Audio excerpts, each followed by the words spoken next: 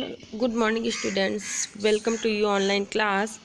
और आज मैं लेके आई हूँ आपके लिए चैप्टर 3 का पार्ट 3। हम लोग आज देखेंगे कि नील के विद्रोह कैसे हुआ था, ब्लू रिबेलियन कैसे हुई थी और उसके बाद की क्या कंडीशंस थी। कल तक हम लोगों ने देखा था नील कैसे बनी थी, उसकी खेती कैसे करवाते थे, क्या क्या सिस्टम थे सारे। आज हम लोग नील के विद्रोह को देखेंगे। तो चलिए करते हैं start. The blue rebellion of and after, blue rebellion और उसके बाद। There in March 1859, thousands of rayas in Bengal refused to grow indigo. मार्च 1859 में बंगाल के जो रैयत थे उन्होंने इंडिगो को ग्रो करने से मना कर दिया था। As the rebellion spread, रैयत refused to pay rents to the planters and attacked indigo factories armed with swords and spears, bows and arrows. और जैसे जैसे ये रिबेलियन बहुत तेज़ी से आगे बढ़ती गई, वैसे वैसे रैयतों ने प्लांटर्स को, मतलब बागान के मालिकों को रेंट भी देने से, किराया भी देने से मना कर दिया और साथ ही में उनकी फैक्ट्रियों पे अटैक कर दिया।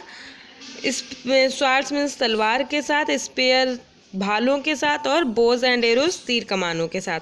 Women turned up to fight with pots, pans and kitchen implements. और औरतों ने घर के बर्तनों को लेके, पॉट, पैन, किचन इम्प्लीमेंट को लेके लड़ाई में हिस्सा लेना शुरू कर दिया। Those who worked for planters were socially boycotted.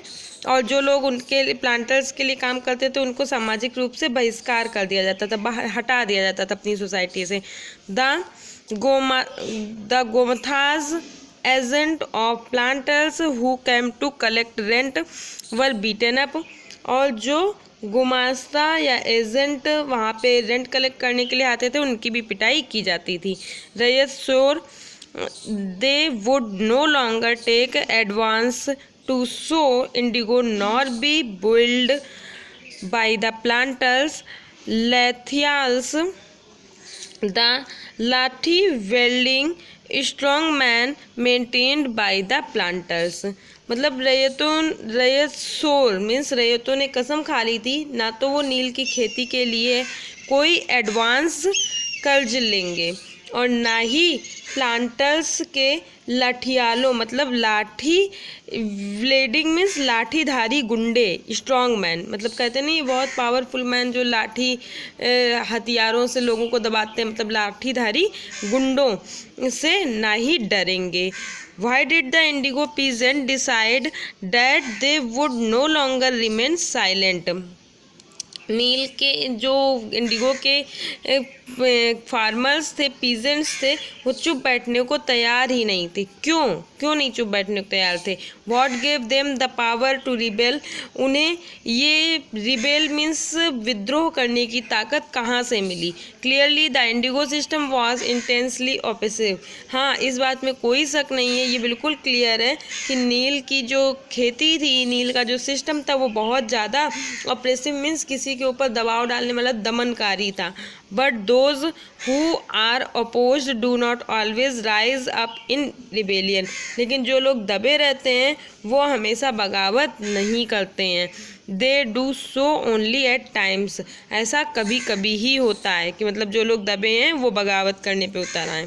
In 1859 the indigo ryots felt that they had the support of the local zamindar and village headman in their rebellion against the planters. 1859 में नील के रैयतों को लगा कि उनके वहाँ के जो लोकल जमींदार और हेडमैन थे उनका सपोर्ट उन्हें मिल रहा है प्लांटर्स के अगेंस्ट रिबेलियन करने में। इन मैनी विलेजेस, बहुत सारे गाँव में, headman who had been forced to sign indigo contracts mobilised the indigo peasant and fought pitched battles with the lathiyals. मतलब जो हेडमैन थे उन्हें ज़बरदस्ती कॉन्ट्रैक्ट पे साइन करना पड़ता था, इसलिए उन्होंने ये नील के किसानों को कलेक्ट करके और जो लाठीधारी गुंडे थे, लाठियाल्स थे उनको आमने सामने लड़ाई करवा दी। In other place even the zamindar went around village urging the रैयत टू रेसिस्ट द प्लांटर। और कई स्थानों पर रैयतों को बगावत के लिए उकसा के खुद जमींदार गांव-गांव घूमने लगे, मतलब कि रैयतों को हम उकसाने लगे थे। These zamindar were unhappy with the increasing power of the planters. ये जमींदार प्लांटर्स की बढ़ती हुई ताकतों से परेशान थे, खुश नहीं थे। Angry at being forced by the planters to give them land and long leases. और क्योंकि ये जो प्लांटर्स थे ये उनसे ज़बरदस्ती बहुत ज़्यादा टाइम के लिए ज़मीन लीज पे ले लेते थे। The Indigo peasant also imagined that the British government would support them in their struggle against the planters। और नील के किसानों को ये भी लग रहा था कि ब्रिटिश गवर्नमेंट जो है वो उनका साथ देगी प्लांटर्स के अगेंस्ट स्ट्रगल में। After the revolt of 1857 the British government was particularly worried about the possibility of another popular rebellion. क्योंकि 1857 की जो रिबेलियन हुई थी उससे ब्रिटिश गवर्नमेंट डरी हुई थी कि ऐसी कोई दूसरी पॉपुलर रिबेलियन फिर से ना हो जाए। When the news spread of a simmering revolt in the Indigo districts, जब नील की खेती करने वाले जिलों में एक और बगावत की खबर फैली, the lieutenant governor toured the region in the winter of 1859। तो इन 1859 की सर्दियों में लेफ्टिनेंट गवर्नर ने टूर्ड वहाँ का दौरा किया। टूर्ड मीन्स दौरा करना। The raiyat saw the tour as a sign of government sympathy for their plight. Means रैयतों को लगा कि सरकार उनके प्रति दया दिखा रही है, उनका ये जो दौरा है वो दया दिखा रहा है उनकी इस दुर्दशा के ऊपर, मतलब रैयतों की इस दुर्दशा के ऊपर। When the Barasat the magistrate Ashley Eden issued a notice stating that the Rayat would not be compelled to accept indigo contracts, word went around the Queen Victoria had declared that indigo need not be sown। When the बरसात मतलब जब बरसात का season हुआ तो magistrate इसलिए Eden जो थे उन्होंने एक नोटिस जारी किया और उसमें कहा कि रैयतों को जो नील की खेती के लिए जो भी कॉन्ट्रैक्ट्स मजबूरी में मनवाए जा रहे थे वो उनके लिए मजबूर नहीं किया जाएगा। और साथ ही में ये भी न्यूज़ आई कि महारानी जो क्वीन विक्टोरिया हैं उन्होंने नील की खेती ना करने का भी हुक्म दे दिया है। Eden was trying to placate the peasant and control an explosive situation, but his action was read as support for the rebellion। Eden किसानों को शांत करने और ऐसे एक्सप्लोसिव मीन्स भयंकर विद्रोह को, मतलब विस्फोटक सिचुएशन को कंट्रोल करने की कोशिश कर रहे थे। लेकिन उनका जो ये एक्शन था उसे किसानों ने अपने विद्रोह का सपोर्ट मान लिया था। मतलब किसानों को लग रहा था कि हम जो विद्रोह कर रहे हैं उसका ये सपोर्ट कर रहे हैं, तो उन्होंने उसको उनके एक्शन को अपने विद्रोह का सपोर्टर मान लिया था। दिया as the rebellion spread intellectuals from Calcutta rushed to indigo districts. मतलब जो एज अ रिबेलियन स्प्रेड, जैसे जैसे रिबेलियन फैलती गई थी, कलकत्ता के जो इंटेलेक्चुअल्स मीन्स पढ़े लिखे लोग थे वो भी नील की खेती होने वाले ज़िलों की तरफ चल दिए थे। They wrote of the misery of the reyes and tyranny of the planters and the horrors of the indigo system। उन्होंने रैयतों की दुर्दशा, माइजरी मीन्स दुर्दशा, बागान मालिकों की, टेरेनी मीन्स जोर जबरदस्ती, और हॉरर्स ऑफ इंडिगो सिस्टम, और इंडिगो सिस्टम का ये जो हॉरर्स मतलब एक अत्याचार जो हो रहा था उसके बारे में लिखा। Worried by the rebellion the government brought in a military to protect the planters from assault and set up the Indigo Commission to inquire into the system of indigo production। और इस रिबेलियन से परेशान होकर सरकार ने planters मालिकों की मतलब रक्षा के लिए एक मिलिट्री बुलाई। तो मिलिट्री टू प्रोटेक्ट प्लांटर्स, मतलब प्लांटर्स की सुरक्षा के लिए मिलिट्री बुलाई। And setup a Indigo commission, और इंडिगो कमीशन को बनाया टू इंक्वायरी करने के लिए इंडिगो प्रोडक्शन सिस्टम में जो दोष थे, जो कमियां थीं, उनकी जांच करने के लिए। The commission held the planters guilty and criticized them for the coercive method they used with indigo cultivators। और इस कमीशन ने प्लांटर्स को ही दोषी पाया और उन्होंने जो उन लोगों के साथ जोर ज़बरदस्ती के तरीके अपनाए थे, कोरिसिव मेथड मतलब जोर ज़बरदस्ती के तरीके अपनाए थे विद इंडिगो कल्टिवेटर्स के साथ, उसकी भी क्रिटिसाइज मीन्स आलोचना की। It declare that Indigo production was not profitable for रैयत, और उसने ये भी कहा कि रैयतों के लिए इंडिगो प्रोडक्शन कोई भी फ़ायदे का सौदा नहीं है। द कमीशन आस्क्ड द रैयत to fulfil their existing contract but also told them that they could refuse to produce indigo in future. और इस कमीशन ने रैयतों से कहा कि वो इन कॉन्ट्रैक्ट को फिल करें, और उसके बाद ऐसी उन पे पाबंदी नहीं थी कि वो जब आगे तक करते रहे, मतलब उन पे से उनको ये दे दिया गया कि अगर वो चाहें तो आगे चल के नील की खेती करना बंद कर सकते हैं, ऐसा कॉन्ट्रैक्ट फिल कराया गया। अब हमारा सोर्स 3 दिया है, इससे पहले हम लोग सोर्स 2 देख लेते हैं। ऊपर के एक पेज में दिया है, तो यहाँ पे सोर्स 2 दिया है, a song from an indigo producing village. एक सॉन्ग है इंडिगो प्रोड्यूसिंग विलेज के टाइम का दिया है। In movements of struggle people often sing songs to inspire each other and build a sense of collective unity. मतलब unity को collect करने के लिए स्ट्रगल के समय में लोगों ने एक सॉन्ग सिंग किया था एक दूसरे को इंस्पायर करने के लिए और कलेक्टिव यूनिटी को कलेक्ट करने के लिए। Such song give us a glimpse of their feelings. और ये सॉन्ग उनकी से हम उनकी भावनाओं के बारे में पता चलता है। During the indigo rebellion many such song could be heard in the village of lower Bengal. और लोअर बंगाल में इंडिगो रिबेलियन के टाइम पे ऐसे बहुत सारे गीत उन इलाकों में सुनाई देते थे। Here is one such song, यहाँ पे एक इसी प्रकार का सॉन्ग दिया हुआ है। The long lathi is wielded by the planter of Mollahati now lie in a cluster. मतलब मोहल हाथी के बागान में जो प्लांटर्स थे उनकी लंबी लंबी लाठियाँ दूर इकट्ठी पड़ी हैं। The babus of Kolkata have sailed down to see the great fight. और कोलकाता में बाबू इस बड़ी लड़ाई को देखने के लिए वहाँ पे सेल डाउन मीन्स नावों के जरिए आ रहे हैं। ये किसके लिए कहा गया है कोलकाता के बाबू? मतलब अंग्रेज़ों के लिए, कि वो बड़ी बड़ी नाव से वहाँ देखने के लिए आ रहे हैं। They will no longer give up their life without fighting the lathiyals. अब वे लाठियालों का मुकाबला किए बिना अपनी जान नहीं गंवाएंगे। मतलब शांति से अपने खिलाफ ये सारी चीज़ों को नहीं देखेंगे, अब वो उनका सामना करेंगे।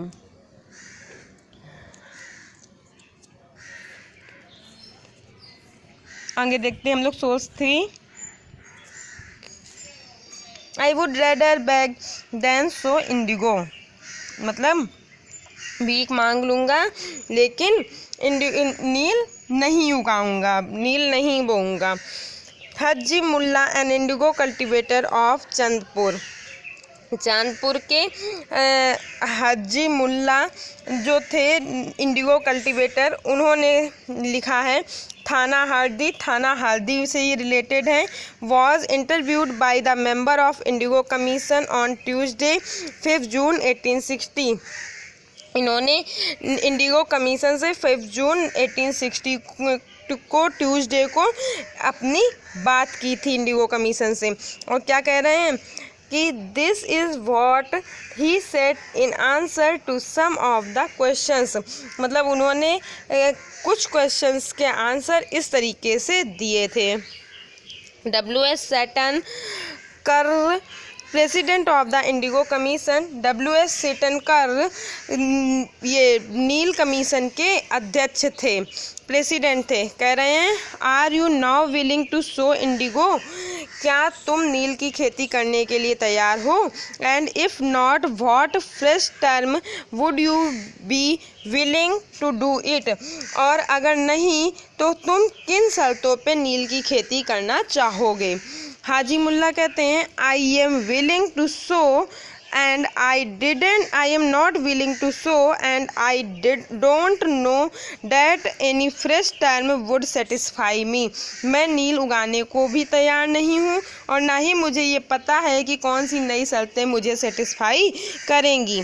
मिस्टर सेल कह रहे हैं would you not be willing to sow at ₹1 a bundle, क्या तुम ₹1 प्रति बंडल की कीमत पे भी ये खेती करना नहीं चाहोगे? मतलब अगर एक बंडल के लिए ₹1 दिया जाए। हाजी मुल्ला कह रहे हैं no I would and not rather than sow indigo I will go to another country I would rather beg than sow Indigo.